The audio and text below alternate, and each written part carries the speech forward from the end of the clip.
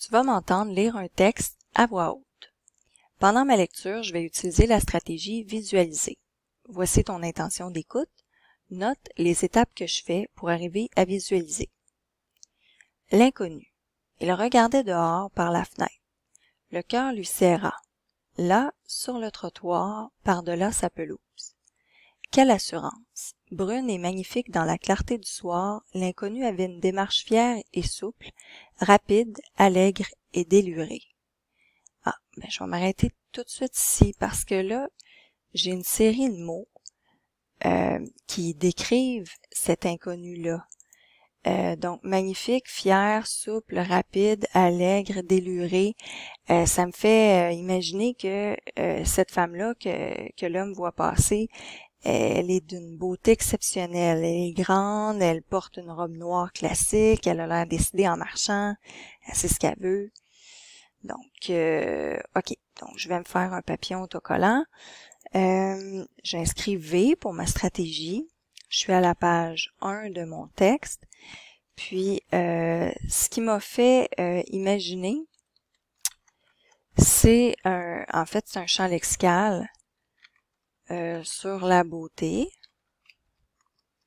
Donc ça m'a fait imaginer l'inconnue comme étant très belle. C'est ça que j'ai visualisé dans ma tête. Puis maintenant, il faut que j'indique ce serait quoi l'effet créé par cette visualisation-là. Ça crée un effet d'attirance. On comprend que l'homme est très attiré par cette femme-là, comme un sentiment de coup de foudre, finalement. Donc, c'est ça. Bon, je vais continuer. Il sourit aussitôt. C'est sûr que je pourrais imaginer le il aussi. Je pense que c'est un homme dans la cinquantaine, il a des cheveux gris, il aime pas le sport, il est plombier peut-être. Il y a presque aucun mot dans le texte pour le décrire, c'est pas comme l'inconnu. Je me base donc sur pas grand-chose là, pour visualiser. Si l'auteur insiste pas sur le il, c'est peut-être parce que c'est pas utile à ma compréhension ou à l'interprétation de l'histoire que je pourrais faire. Donc je vais continuer ma lecture.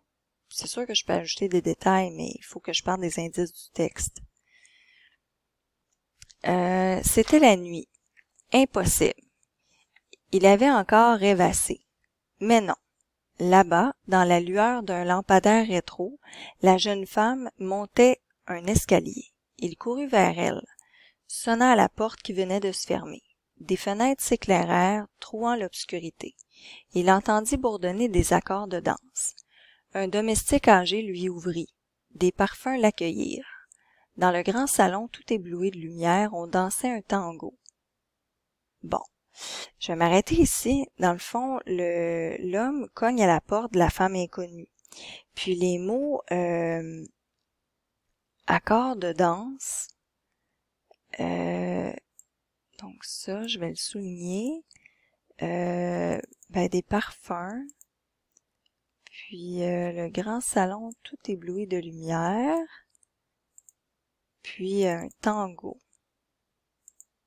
OK. Ça me fait imaginer un salon riche, immense. C'est comme une salle de bal où il y a beaucoup d'invités élégants qui dansent, qui fêtent. Je vois des gens heureux de fêter, gentils, aimables, accueillants, tout ça. Okay. Donc, je vais me préparer un nouveau papillon autocollant. Donc, j'indique toujours mon V. Je suis toujours à la page 1. Donc, cette fois-ci, dans le fond, c'est des mots qui font référence au sens, qui m'ont aidé à imaginer. Donc, des accords de danse, c'est des sons, des parfums, c'est des odeurs, la lumière, les gens qui dansent le tango, c'est quelque chose qu'on peut voir.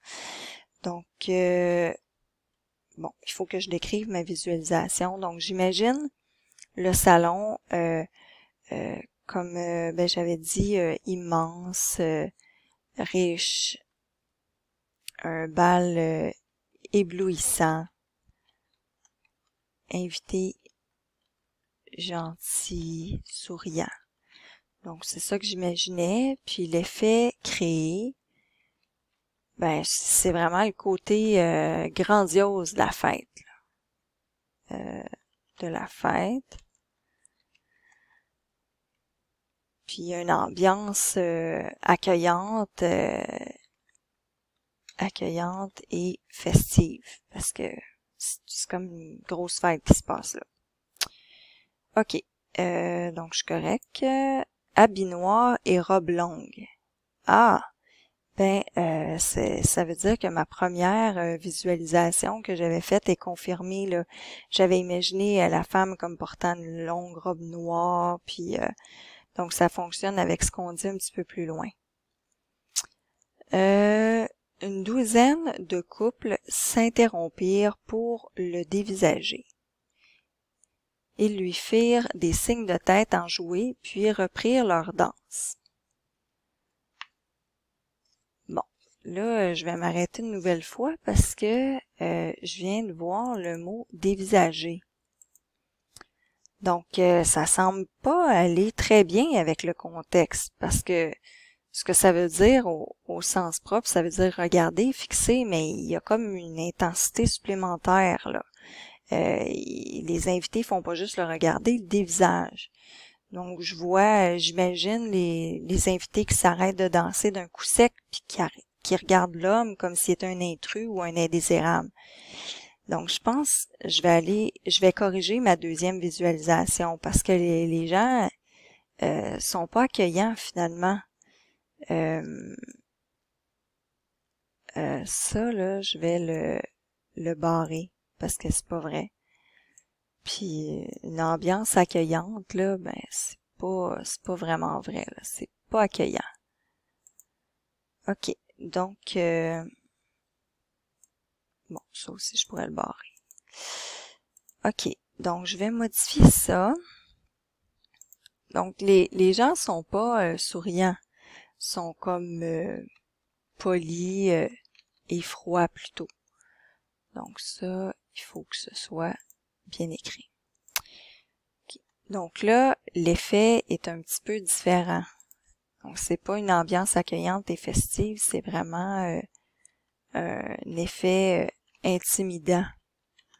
Ben en fait, personne ne s'attend à sa présence.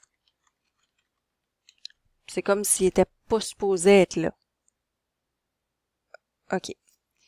Donc, je peux continuer. OK, là, je continuais. Le cœur lui serra de nouveau. Sa belle inconnue venait de l'inviter à danser. La fête était pour lui. Il dansait, dansait, dansait. Elle avait de longs yeux verts, presque transparents. Les autres couples s'en allaient tour à tour en les saluant avec malice. OK, je vais m'arrêter ici. Et là, j'ai un autre groupe de mots en les saluant avec malice. Donc ça me dit que il faudrait de nouveau que je revienne sur ma visualisation. Donc, ils sont pas juste polis, là, les gens. Ils sont malicieux, ils sont comme méchants. Je vais écrire ça comme ça. OK. Donc là, ils sont méchants. Puis là, ben, c'est pas juste un effet intimidant, c'est plus que ça. C'est un effet menaçant. Hostile même. Donc, OK. Donc ça, c'est mon nouvel effet. OK. Donc, je continue. Elle et lui, et ils se retrouvèrent seuls. Il la pressa contre lui, la tête lui tournait. Joie du vertige, blessure du désir, de l'âge et du cœur. Il s'effondra. Il gisait sur sa propre pelouse dans l'obscurité. Bon, je m'arrête de nouveau. Il y a deux mots ici, là, s'effondra, puis gisait. Donc ça m'indique qu'il fait pas juste tomber. Donc ces verbes-là, ça me fait imaginer que l'homme tombe d'un coup sec, là, comme si il était mort sur le champ, étendu sur son gazon la nuit. Donc, je vais prendre un nouveau papillon. Visualiser. Là, je suis à la page 2. Donc là, dans le fond, il y a des mots qui sont utilisés au sens propre. Donc, s'effondrer. Puis, gisait. C'est sûr que gisait, c'est un petit peu plus littéraire, là. Donc, si je décris ma visualisation, ben, je l'imagine tomber d'un coup sec, comme un édifice lourd. OK. Bon. Puis, l'effet créé, ben, c'est plutôt simple. C'est vraiment le côté foudroyant de la chute. Donc, ça s'est produit rapidement. OK, je continue. Des voix bourdonnaient à son oreille, à la fois claires et lointaines. Je l'ai vu tomber en sortant de chez lui. Il se pressait la poitrine. Il n'a pas l'air de souffrir. La terre se creusa sous lui et il se fit un grand silence.